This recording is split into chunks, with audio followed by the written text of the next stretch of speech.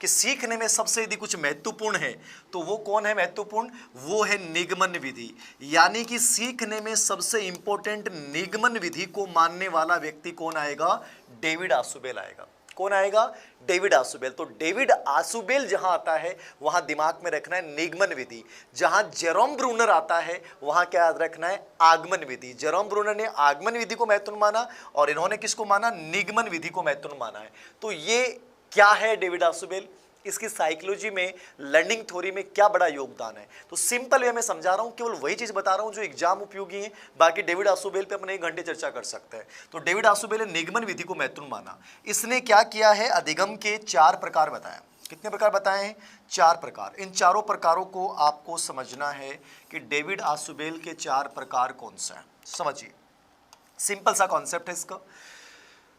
अधिगम में आधुनिक संज्ञानवादी इनको माना जाता है। आधुनिक संज्ञानवाद में निगमन विधि को बहुत महत्वपूर्ण माना और अधिगम की 4 प्रकार बताए। पहला अभिग्रहण। अभिग्रहण क्या है, रिसेप्शन।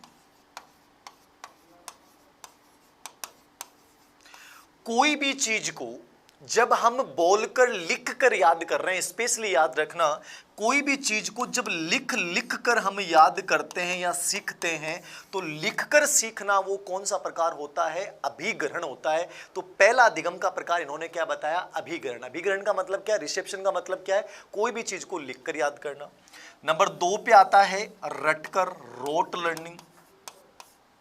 रोट लर्निंग क्या है, जहां कोई भी चीज को आप रट कर बिना समझे सीधे यूं ही जैसा भी आ रहा है वैसे उसको बार बार रिपीट कर रहे हो, रट कर उस चीज को समझ रहे हो, यानी यांत्रिक तरीके से सीखना जो होता है वो कौन सा अधिगम होता है, रोट लर्निंग।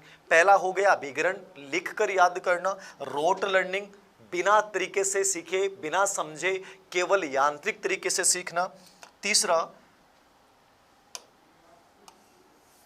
खोज करके सीखना।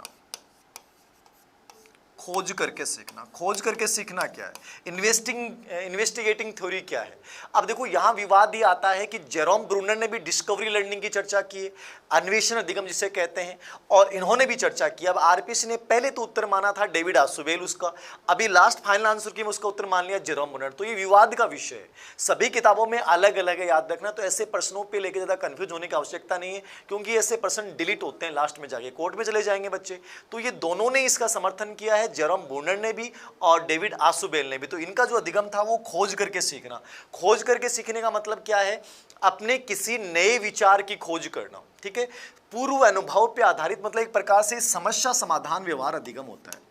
कौन सा अधिगम होता है, समस्या समाधान व्यवहार अधिगम जो होता है वो कौन सा होता है, खोज करके सीखना। इसमें हम किसी नए विचार की खोज करते हैं, याद रखना। नया विचार जहां भी आएगा वहां क्या करना है आपको, खोज करके सीखना। तो 2 चीजें मैंने बता दी हैं, समस्या समाधान पे आधारित अधिगम कौन सा होता है, खोज करके सीखना।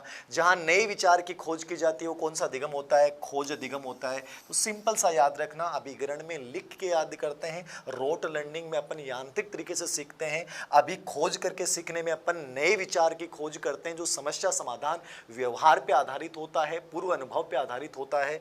और चौथा प्रकार इन्होंने बताया है वो सबसे इंपॉर्टेंट है, याद रखना, अर्थपूर्ण अधिगम। अब कई बार ये प्रश्न पूछा गया है कि डेविड आसुबेल ने सर्वश्रेष्ठ अधिगम कौन सा बताया है।